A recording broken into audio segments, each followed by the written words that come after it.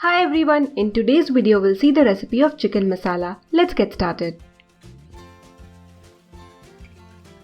Let's first marinate the chicken. So here I've got 400 gram chicken drumsticks, to which I'm adding half teaspoon turmeric powder, 1 tablespoon lemon juice,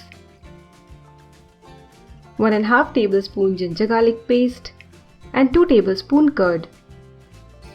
Make sure you use good quality curd. Then add little salt as per your taste. It's okay if you add little less salt at this time. Later you can adjust the salt in gravy. Coat each drumstick with the marinade really well and then let it sit for at least 2 hours. Overnight would be best if possible. Now heat 1/4 cup oil, add 1 medium-sized bay leaf and 4 medium-sized sliced onion. And you need to fry the onions till they become slightly golden in color. Keep the flame high at this time. After some time, add 2 teaspoon ginger garlic paste, 1/8 teaspoon turmeric and again fry for some time, so it should turn slightly golden in color, close to brown, not brown. Then add 2 to 3 teaspoon of red chili powder. If you want nice red color, use Kashmiri or Byadgi. They won't be hot but would add nice color. Then add 1 teaspoon chaat masala, 1 teaspoon garam masala and 2 green chillies.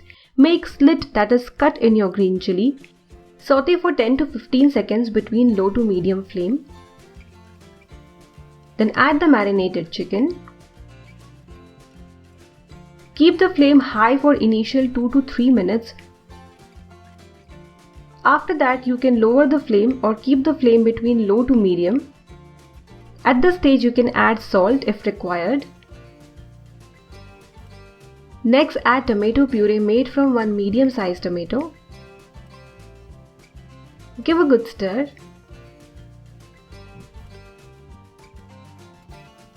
Cover the chicken and let it cook. It would take around 20 to 25 minutes. If required, you can add little water, but I don't think you would need it because the marinade has water due to curd.